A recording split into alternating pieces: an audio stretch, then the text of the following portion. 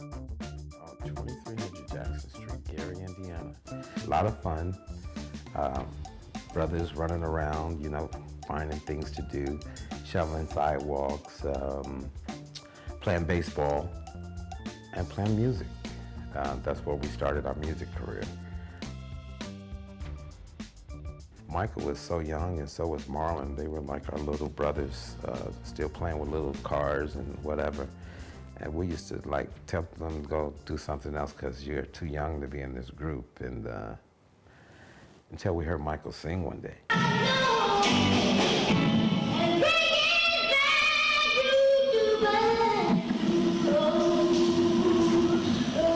Stunned by his vocal work and couldn't believe it was our brother singing this song, and we immediately rushed him home.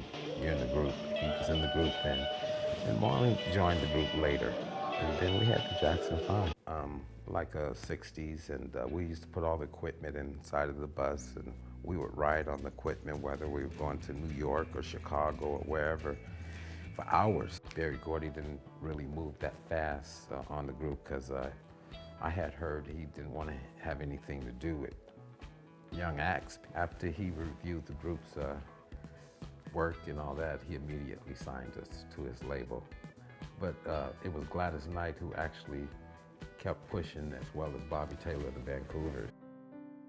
Well, you only get one father, whether you call him Pop's father, Dad, Joe, or whatever. You know who he is. You know where your relationship is. That's just a title, that's just a name. It's all about the heart. I love my father. I wouldn't trade him for any father in the world because he did something great.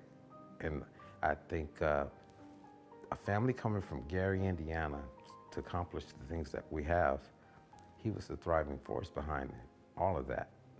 My mom and my dad. My father understood that he had 6 boys, that these are going to be men one day, and he wants them to be responsible, grow up, to be able to take care of themselves. So his whole thing was to teach us at a young age how to work, responsibility, jobs, just not blowing your time and having fun all the time. We didn't realize what we were really doing or what it meant to people. We were just doing what we knew how to do. My mom, and I know this for sure, is the greatest mother in the world. She was always sweet. She was supporting. She let us do things that my father wouldn't let us do, but she was more of just not just being a parent, she was like a friend. Michael was going to go solo the day he sat in my office because he was there by himself. He was not sitting there with his brothers. He always told us that he'd never really left the group. He just was pursuing his solo career, which he's more than entitled to do. To be a solo artist is done all the time. And he assured us that he was always a member of the Jacksons. It's just a matter of timing. What do you have to say about his relationship with the media? I think his relationship was fine with the media. I think Michael was responsible for keeping a lot of people's jobs for them. He was very exciting. He kept stories for the media to print, whether they were great or not so great. And he was very interesting character. Do you think that it worked against him? No. Of course, some things are going to work in your life, going to work against you, whether you're in the media or not. But for the most part of it, Michael, we've been watching Michael since he was a young thing, 7, 8 years old. And Make you feel? well, the media is never kind all the time, so I sort of knew how they could be. Of course, it comes with the territory. It just comes with show business. Do you think he could have avoided some of? How? All he was trying to do is live his life. So I'm saying, do you think he could have lived his life differently? No. Did he really try to take his kid and dump him over? No. He was just caught in the moment, excited. Here's my baby, and they took it to the next page. And at that time, I felt that they were always looking for something to attack him with. So anything he did, if he sneezed at a table, they would have wrote, Michael sneezed at a table at this luncheon. It was in whatever, it's when you're in spotlight like that, they're gonna find something something to talk about. It wasn't the smartest move to make, but I don't think he did nothing out of being insane or crazy or anything like that. His fans are there understanding, they're excited, and they're asking to see the baby and this and that. And here's a quick look and, you know. With it. At that time, Michael was high in his career. He was on the top of the world. Had lawyers like Johnny Cochran and a few others and this and that. And as we know in show business, sometimes it's easier to get rid of the problem, just make it go away, and it'll be forgotten about. So he took some bad advice. Because the public, or the media, should I say, the media wanted to see him go through it. And that's what happened. People were just looking for money. That's all they wanted. That's all they all want is money. The company that paid the payoff. I don't know who it was. It was the lawyers who suggested that Michael settle with this case with this person, just to get rid of it. Get your name out the media. We don't need this. This is bad for your career right now. You're hot as hell. Why are we dealing with this? We'll just get rid of it. And bad advice, because the media wanted the stories. They sell millions and millions and millions and millions and millions of dollars off these stories.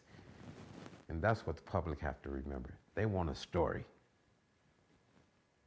Excellent. Exactly, and I was very upset about that because what the reporters would do, they would come to the trial in the morning and they gather some information from the prosecution and they would fly with it without the defense rebuttaling what just happened. And at the end of the day, they wouldn't report what really happened and how this person said that, but then this other person came and gave the whole explanation why this person said. They just chopped up and did what they showed the world what they wanted the world to see. After the trial, to see him not want to go there anymore, it was very sad because I knew what that place had meant to him. And to take that from him was like totally cruel, I felt, because Michael sacrificed so much in his life, so many ways that people would never understand and never see. And that's one of the things that brought him happiness, and he couldn't even have that. That's what bothered me about that. Michael won't do a show unless he's ready. You know, he tries to be ready. Whether he was ready or not, I don't know. But I know my brother, he was trying to get ready if he wasn't ready. And if he wasn't ready, he was going to be ready because he's professional like that, to think that way. He was trying to get ready if he wasn't ready. It'll hurt me too much to know that he would be gone in a day or two. These are the last days of his life. And I can't see that, you know, to watch him not knowing what's in store for him tomorrow. You know, I think like that, you know. I would feel too bad for him, you know.